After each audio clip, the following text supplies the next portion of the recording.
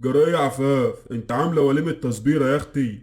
مش كفايه وليمه الفطار اللي يرفسك حمار؟ ما انا اللي يتفضل من الصينيه دي هبقى اقدمه بعد الفطار عشان يحلوا ويتسلوا كده على بال السحور ما يجي. هم هيقعدوا للسحور كمان؟ اه يا خراب بيتك يا عظمه يا ابن المعلم فخدي. اجيب ده كله منين؟ ها اجيب ده كله منين اه يان؟ المعلم عظمه يتمنى لكم صوما مقبولا وافطارا شهيا. حط لايك واعمل اشتراك يا عم انت وهو يلا. وكل سنه وانتم طيبين.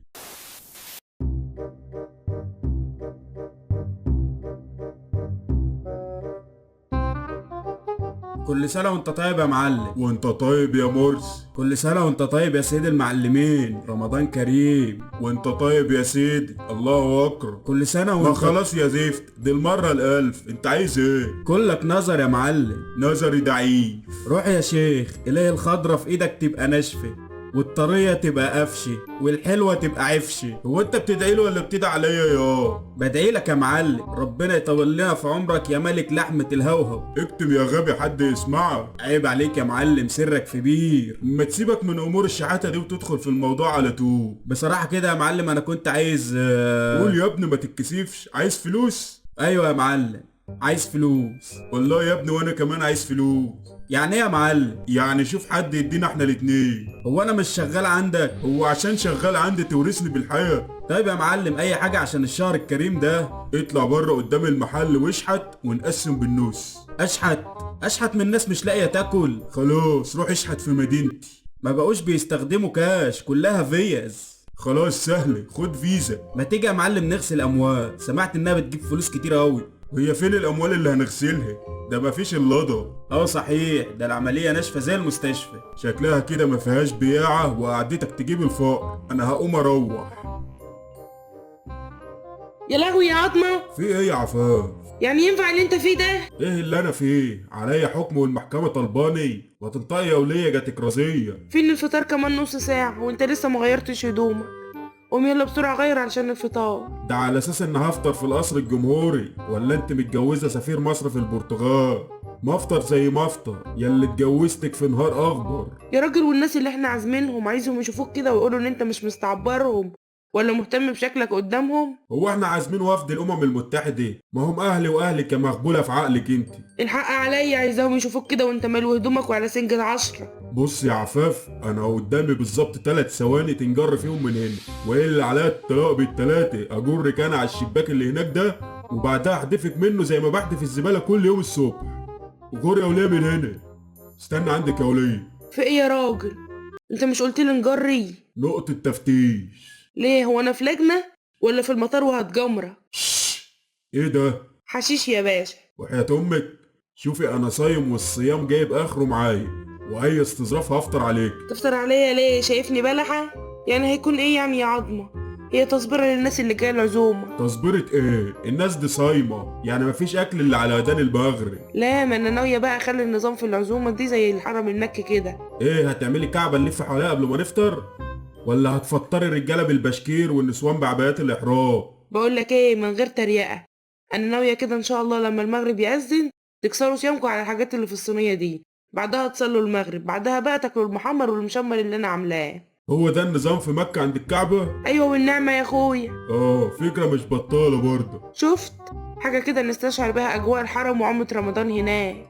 لا يا اختي، عشان اللي عازمينهم يستشعروا الشبع من التصبيرة اللي انت عاملاها قبل الصلاة، خليهم يقلوا حش في المحمر والمشمر اللي خربت بيتي بيه. يمكن يتبقى حاجة ناكلها على يومين 3 ولا اسبوع حتى. هنقعد ناكل في بواقي العزومة اسبوع يا راجل؟ وحياتك انا كنت ناوي اقعد على العزومة دي شهر رمضان كله، لولا انك هفق انت وابنك وممكن يجيلكم تسمم، وفي الاخر قاع يا عظمة في علاج ومستشفيات. يلا كفاية على البواقي اسبوع وخلاص، وربنا يعوض عليا. يا ساتر على البخل والنتانة. رمضان شهر الصوم والاقتصاد، والشهر ذروته وحشر في الاكل. اللي يكونوا فاكرين اللي هياكل اكتر هيدخل الجنة ولا حاجة. وانا اللي قلت انك موافق على التصبير عشان مشتاق لزيارة النبي والكعبة الشريفة. بقول لك ايه يا حاج، انا مشتاق برضو اشوف صينية التصبيرة دي عليها ايه. احسن الحجم الكبير ده موغوشني الصراحة. يعني هيكون عليها ايه يا حسرة؟ دول كام طبق خشاف؟ بسيطة. على كام كوباية لبن وزبادي؟ سهل. على كام طبق بلح؟ وايه لازمته البلح؟ ما كفاية الخشاف واللبن والزبادي. يا راجل ده عزومة في السنة مرة، عشان محدش من أهلي وأهلك يقولوا عليك بخيل ومنتن. وهو البلح اللي هيخليهم ما يتكلموش؟ طيب امري لله، في حاجة تاني على الصينية دي؟ لا. طب الحمد لله. أنا بقى هبقى أحط في الصينية كام طبق مكسرات على كام طبق فاكهة.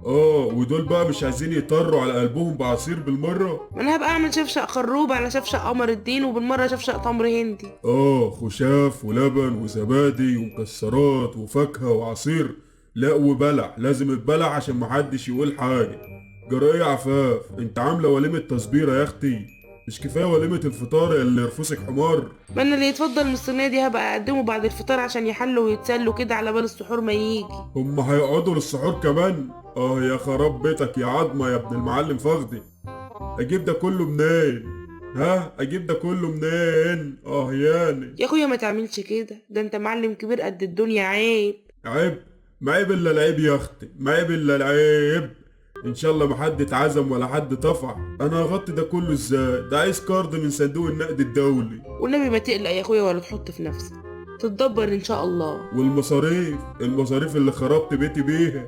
انا فلوسي راحت يا عفاف وفليس، كلنا هنجوع بسببك يا عفاف. اشوف فيك يوم يا قادر يا كريم واحدة عاملة تصبيرة قد تمن الفطار مرتين. ده يبقى خراب بيوت ولا مش خراب بيوت؟ جاوبي. لا الصراحة خراب بيوت. ولما هو خراب بيوت عملتيه ليه يا اللي ينطحك عجل اهبل؟ يا راجل رمضان بيحب اللمة. عندك حق. يلا نلم نفسنا ونقضي نصه عند امك والنص التاني عند حماتي. طب وليه ما نروحش عند امك انت؟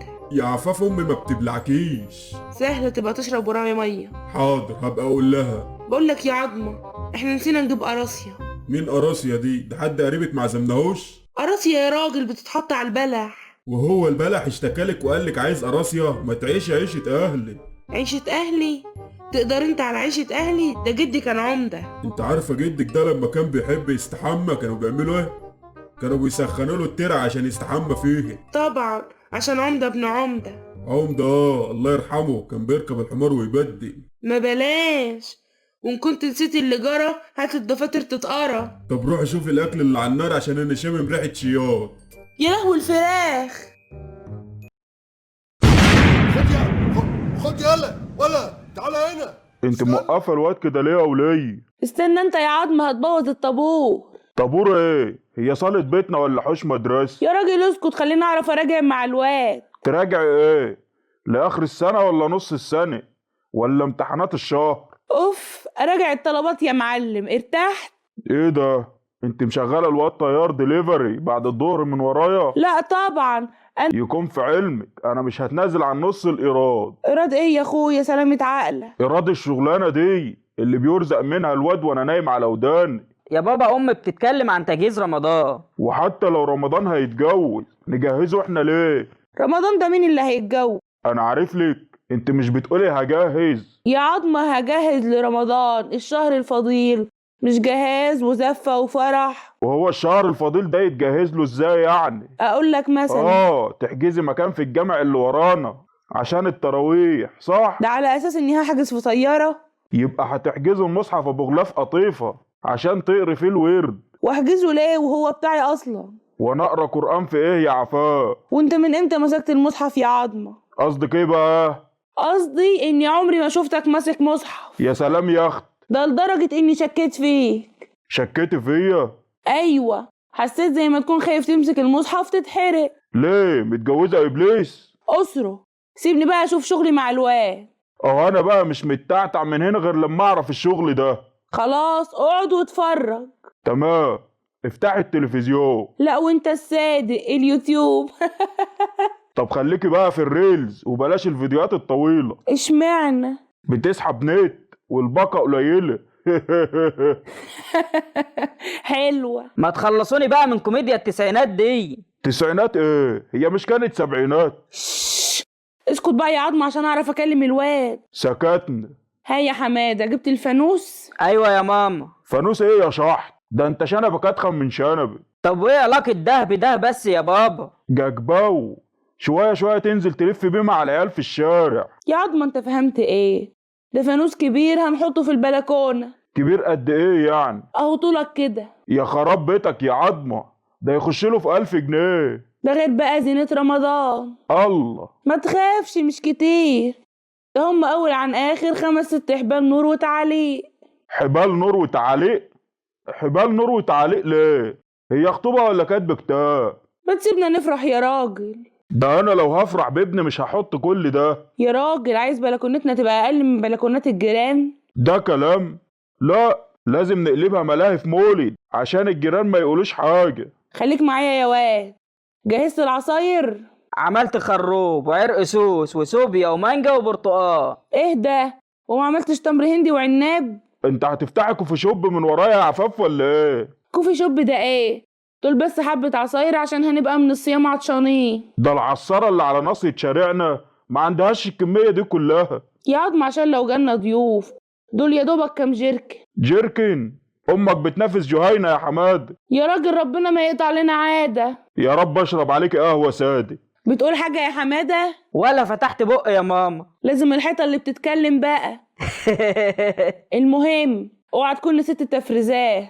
لا ازاي، ده كله دلوقتي في الديب. انت بتتاجر في المخدرات انت وابنك يا عفاف ولا ايه؟ كلام ايه ده يا معلم؟ ما انتوا عمالين تتكلموا بالسيما، هو انا مش مرتاح لكم. سيم ايه بس يا راجل؟ ما هو يا ولية تفريزات وديب، مش فاضل بس غير نور الشريف والملاح. عليه العوض في عقلك يا عظمة. انا اقول برضه المصاريف دي كلها ما يقدرش عليها الا تاجر الصنف. الصنف اللي بتكلم عليه هو الخضار واللحمة والفراخ. ودي طبعا اسامي الانواع الجديدة بتاعت الحشيش. لا يا بابا، دي الحاجات اللي جهزتها ماما عشان ناكلها بعد الصيام. امك هتاكلنا حشيش في الايام المفترجة دي؟ يا عظمة خضار زي الطماطم والبطاطس ولحمة بحق وحقيقي وفراخ وراك خلاص اطلعي من السوبر ماركت ده بقى وفهميني. افهمك ايه؟ جبت من كل صنف قد ايه؟ تاني يا عظمة سيرة الحشيش؟ لا انا اقصد اصناف الاكل يا ام عقل بيروح ولا يجيش. معلش. عموما انا جهزت كل حاجة على التسخين. خبر اسود، طبخت 30 طبخة في ساعتين؟ لا طبعا انا بس حضرتهم وهطبخ بعدين. هم عفاريت بتحضريهم يا وليه وتصرفيهم؟ استنى هشرح لك بمثال. الطماطم مثلا عصرتها وخزنتها فتبقى جاهزة في رمضان على التسبيح. شاطر. والبطاطس بقى قشرتها وخرطتها فتطلعيها على طول على التحمير. اما الملوخية بقى فقرطفتها ونشفتها وطحنتها. وفي رمضان تطلع على الطشة والتقلية. طب ما انت مصحصح معايا اهو يا عظمة. سيبك انت، المهم انت اللي مفتحة. مفتحة ازاي؟ يعني خزنت الخضار واللحمة وهم بالرخيص عشان ما نشتريش بالغالي. مين قال؟ ده انا شارياهم بالغلا والكوى. يا لهوي، طب ولما هم كده بتخزنهم ليه يا اللي تنشك في قلبي؟ عشان ما تعبش من الطبيخ وانا في عز الصيام، ولا يتهد حيلي عشان تدلع كرشك. وهو عصر الطماطم وتقشير البطاطس بقوا بيهدوا الحل ليه؟ بتعزقي في الغيط؟ ما هو انا لازم ابقى ست بيت شاطرة واوضب مطبخي. مين اللي قالك ان دي شطارة يا حمارة؟ كل قنوات اليوتيوبرز واللي بيعملوا ريلز. هم كل دول جهزوا؟ دول جهزوا زينوا وفرزوا، ومن قبل رمضان ب3 سنين بيحضروا. يا عفاف ده بيقولوا كده عشان المشاهدات. ما انا لازم اسمع كلامهم زي باقي الستات. ليه يا ماما، واخدين عليكم وصولات؟ لا بس بيقولوا اللي مش هتعمل زينا تبقى كسولة ومهملة. يا شيخ وجوزك هيطلقك ويتجوز عليكي. لما انا هطلقك دلوقتي بعد ما كلفتني كل التكاليف دي. يا خرابي يا عظمة، هتطلقني بعد ما تبلتلك البنيه؟ وكمان جبت بنيه؟ ده بالشيء الفلاني احيه. طب بص انا كمان فصصتلك البسلة. حتى لو قلتلي هحميك واجيب لك هدوم العيد هطلقك، يعني هطلقك. ولو قلتلك اني جبتلك بومب وصواريخ؟ ابدا، حتى لو قلت ايه؟ بومب وصواريخ يا عظمتي. تلاقيك نسيت الشماريخ. ودي تفوتني وحياتك جايبالك 6. ده كده ماتش للاهلي مش عيد يا عفاف. ولا يهمك، فرقع وولع في المكان. على رأيك، هاتي بقى شمروخ يا عفاف. مش هتستنى للعيد؟ اتأكد بس من جودة المنتج. A few moments later. ودلوقتي بقى يا عفاف انا هولع فيكي وفي ابنك وفي البيت. يا خرابي انت اتجننت يا راجل ولا ايه؟ طالما الاسعار مولعة يبقى بجملة الحرايق. طب احرق كل حاجة بس سيب كيس التعليق. دي اول حاجة هولع فيها، هي وكيس البانيه.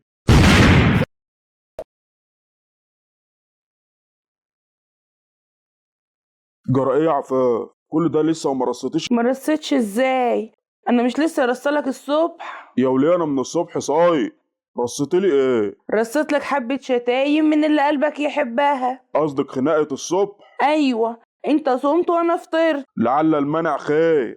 عذر. فطرت عليك يا عظمة برصة الشتايم اللي اديتها لك ساعتها. انا بقى عايز افطر على رصة تاني. لو اديتني كلمة دلوقتي هديلك 10. يا وليه افطر على رصة الاكل اللي على السفرة هنا، مش رصة الشتايم. اكل؟ اكل ايه؟ مفيش اكل.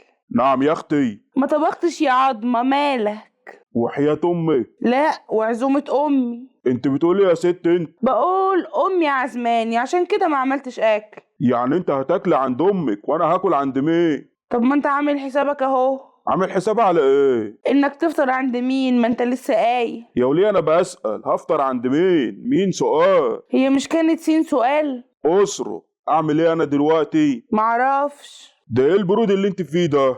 انا عايز اكل دلوقتي. ما ينفعش، لسه باقي 5 دقايق على اذان المغرب. قول لنفسي. لا انا عارفة عادي، انا بقولك انت عشان عايز تفطر. بقولك قول لنفسك على ان مفيش اكل قبل المغرب ب5 دقايق واحنا في صيام. ما هو عشان نتخانق. نعم. نتخانق يعني خناقة قبل الفطار بكام دقيقة دي؟ وليه طيب؟ يا عظمة ما هو اصل الخناقة دي لازم كده كده هتحصل. يا سلام. فالاحسن بقى ايه؟ تحصل على حاجة تستاهل ولا على حاجة تافهة؟ وطبعا مفيش حاجة تستاهل الخناق عليها قبل الفطار زي الاكل. ابتديت تفهمني يا عظمتي. عظمتك؟ ده انا هكسر عظامك كلها دلوقتي. افهمني بس. كان هيبقى حلو يعني لو كانت خناقتنا دي على الطرشي، طرشي؟ او حتى عشان الشوربة ناقصة ملح. دلوقتي السفرة هي اللي ناقصة اكل. ولا شوف بقى لو مسكنا في بعض قبل الفطار عشان ريموت التلفزيون. ريموت ايه وطرش ايه وشوربة ايه؟ هي اي هرتلة وخلاص. ما هي دي يا معلم خناقات الاسر المصرية قبل الفطار. والمعلومة دي مين اللي قالها لك؟ ياسمين عز؟ ياسمين عز؟ لا.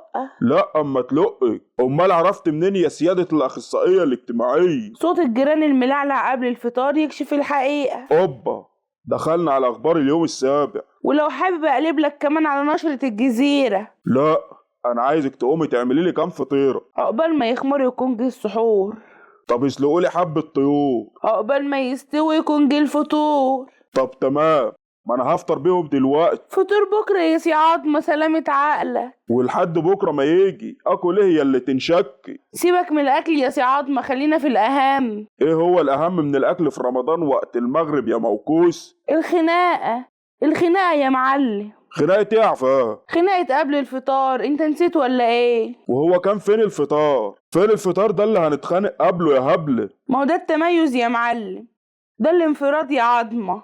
لا يا شيخ. ايوه، مفيش اكل، دي التاتشة بتاعتي في موضوع خناقة قبل الفطار ده. وبتجودي ليه؟ بتجودي ليه يا متخلف؟ حلو، تشتمني يبقى بدأت تلعلع. طب ما كنت تخليكي في الخناقات التقليدية حلوة وعلى قدنا كده. عشان ما نحسش بالملل الزوجي يا عظمة. بلا ملل زوجي بلا ملل فردي، اسكتي خالص. زوجي ايه وفرد ايه؟ احنا في حصة حساب. حصة الحساب أحسن 100 مرة من حلقة أسامة منير اللي غشيتي منها حتة ملل زوجي دي. أنا بغش من حلقات أسامة منير؟ ما هو يا أسامة منير يا رضوى الشربيني. ما تنفعش محاضرات الجامعة جامعة مين يا بيت؟ ده أنت بدبلون. اسمه دبلوم. دبلوم. دبلوم ده لو كملتيه حيلتها مش طلعت من سنة أولى ب5 ملاحق. أيوة كده، اسخن معايا في الخناقة يا عضومة. عضومة؟ طالما معلي رتم خناقة قبل الفطار تبقى عضومة حبيب قلبي من جوه. انتوا مهتمية كده ليه بخناقة قبل الفطار يا عفاف؟ الجيران يا اخويا، الجيران كلوا وشي. بركة انهم لقوا حاجة ياكلوها، انا مش لاقي. اقل واحدة في جيراني يا اخويا صوتها جايب لاخر الشارع، هي وجوزها وعيالها في خناقاتهم قبل الفطار. معقول؟ الا احنا يا اخويا بيتنا هادي وساكت. لا. ايوه، لا خناق ولا هوسة ولا حتى صويت. ودي مشكلة بالنسبة لك؟ طبعا، ده الجيران بيبصولي بصات. بصات ايه؟ بصات غيرة وحسد يا اخويا. يا ساتر. ده غير الكلام، دي جوزها مهنيها، دي جوزها مدلعها، دول ما بيتخانقوش. طب دي حاجة كويسة المفروض تتبسط بيها. مين قال؟ دي حاجة زفت. ده ازاي ده يعني؟ ما كده الحسد هيزيد. يعني خناقاتنا اللي قبل الفطار ب5 دقايق هي دي اللي هتغزي العين؟ مظبوط. ابوك ليلة دخلته كان مربوط. انت اتجننت يا عظمة؟ وانت لسه شفت جنان؟ وهتعمل ايه تاني؟ هخرب عليك الخناقة. كويس، يعني هتزودها؟ لا يا روح امك هطفيها. كان غيرك اشطر. يعني ايه؟ يعني الخناقة بدأت فعلا، وأمة لا إله إلا الله بتتفرج علينا دلوقتي. بتتفرج علينا دلوقتي؟ ليه؟ زي عين الخناقة على الهوا؟ وبس مباشر كمان. ويا ترى بقى على التوك توك ولا على اليوتيوب؟ هحطها حتى على ريز الفيس وستاتس الواتساب. طب خدي بقى اللي ينهي خناقتنا قبل ما تبتدي. يا لهوي، هتعمل ايه يا عظمتي؟ هروح معاك افطر عند امي اللي هي حماتي.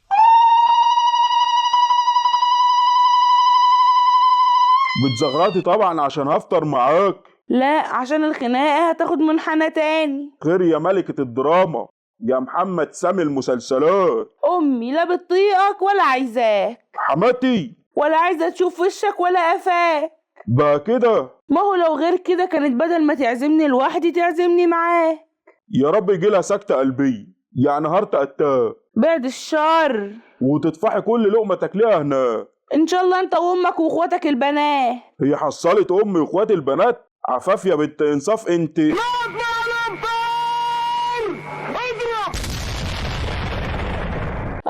صوما مقبولا يا حبيبي وافطارا شهيا. حبيبتي يا عفاف، رمضان كريم عليكي وعلي. طب مضطر اسيبك بقى يا عينيا.